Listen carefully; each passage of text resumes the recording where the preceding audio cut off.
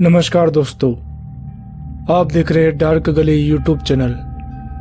आज की कहानी में आगे बढ़ने से पहले खौफनाक और डरावनी कहानियां सुनने के लिए चैनल को अभी सब्सक्राइब करें। तो चलिए बढ़ते हैं आज की कहानी की ओर। उस रात जब मैं पूछते पूछते किसी चौराहे पर पहुंचा तो तब तक काफ़ी ज़्यादा रात हो चुकी थी। चारों तरफ काला घना अंधेरा और सन्नाटा पसरा हुआ था, सिवाय उस चौक के बीचों बीच एक लाइट लगी हुई थी। अब मुझे इस चौक से वो रास्ता लेना था जो फूलपुर गांव की तरफ जाता हो, लेकिन उस समय तो आसपास तो क्या, मुझे दूर दूर तक कोई भी दिखाई नहीं दे रहा था। ऊपर से आगे काला घना अंधेरा देखकर मुझे और भी डर लग रहा था। मैं अभी ये सोच ही रहा था कि मैं किस रास्ते पर बढ़ूं, तभी मुझे किसी के कदमों की आवाज़ सुनाई दी। मैंने आसपास देखा तो मुझे कोई भी नजर नहीं आया। फिर अचानक चौराहे के 2 नंबर वाले रोड से मुझे कोई आता हुआ दिखाई दिया। अभी तक ये साफ तो नहीं हो पाया था कि आखिर वो है कौन। तभी चौराहे की लाइट की रोशनी उस पर पड़ी तो पता चला कि वो एक बूढ़ी औरत थी जो धीरे धीरे अपने कदम बढ़ाकर चौराहे की तरफ चली आ रही थी। वो बूढ़ी औरत चौराहे की लाइट के नीचे आकर बैठ गई और उसने अपने झोले में से कुछ निकालकर खाने लगी। उस बूढ़ी औरत को चौराहे के बीचों बीच इस वक्त खाना खाते हुए देखकर मुझे डर का एहसास हो रहा था। मैं उस बूढ़ी औरत से पूछना चाहता था कि फूल गांव के लिए कौन सा रास्ता लूं, लेकिन मेरी जरा से भी हिम्मत नहीं हो रही थी कि मैं उस बूढ़ी औरत से जाकर पूछूं। इसलिए मैं कुछ देर तो अपनी जगह पर खड़ा होकर उस औरत को देखने लगा और फिर मैंने अपनी जगह पर खड़े होकर ही उस औरत से पूछा कि अरे अम्मा, फूल गांव के लिए कौन सा रास्ता जाता है? मेरे इतना कहते ही वो बूढ़ी अम्मा मुझे घूर घूर कर देखने लगी और अपने खाने का बर्तन मेरी तरफ सरका दिया। मैंने उस बूढ़ी औरत से कहा कि अरे नहीं नहीं अम्मा, मैं आपसे खाना नहीं मांग रहा हूँ, मैं आपसे फूल गांव जाने का रास्ता पूछ रहा हूँ। इस बार मेरी बात उस औरत ने ठीक तरह से सुन ली थी। वो जरा सी चौंक गई और मुझे दूसरे नंबर वाले रास्ते पर जाने का इशारा किया। उस औरत के इशारा करते ही मैं उनको धन्यवाद करते हुए उस दूसरे नंबर वाले रास्ते पर निकल गया।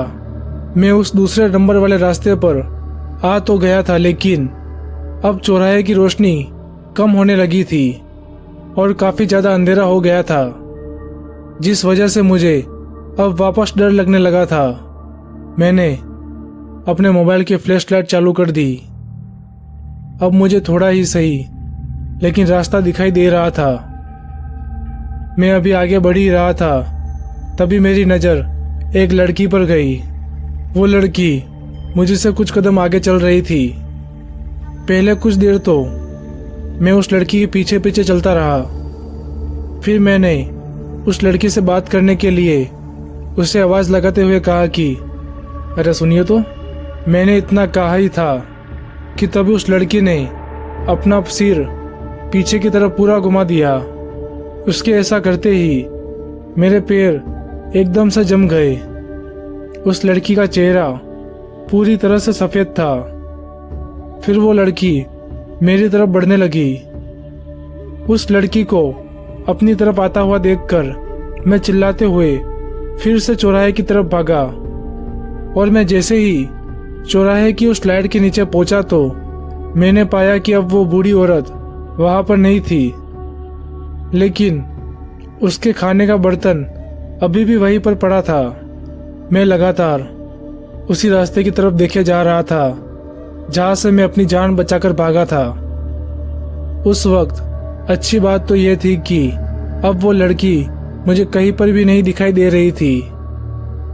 मैं अभी खड़ा होकर यह सोच ही रहा था कि अब मैं कहाँ जाऊं, तभी मेरी नज़र उस बूढ़ी औरत के बर्तन पर गई जिसमें वो बूढ़ी औरत खाना खा रही थी।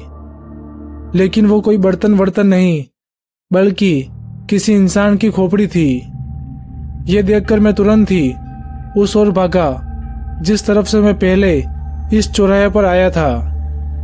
मैं अभी भाग ही रहा था, तभी मुझे सड़क के किनारे एक साइकिल वाला नजर आया। वो साइकिल वाला आराम से बीड़ी पी रहा था। मैं उसके पास गया और मैंने उससे हांफते हुए कहा कि अरे भैया भैया मुझे बचा लो। मेरे इतना कहते ही वो आदमी साइकिल पर बैठता हुआ मुझसे बोला कि चलो मैं तुम्हें फूलपुर गांव तक छोड़ देता हूँ। मैं इतना ज़्यादा डरा हुआ था कि मैं बिना उस आदमी का चेहरा देखे ही उस आदमी के पीछे साइकिल पर बैठ गया।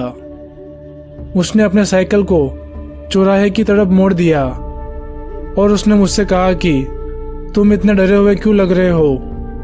मैंने डरते हुए कहा कि आप मेरी बात का विश्वास नहीं करोगे, आगे वाले चौराहे पर भूत ही भूत है।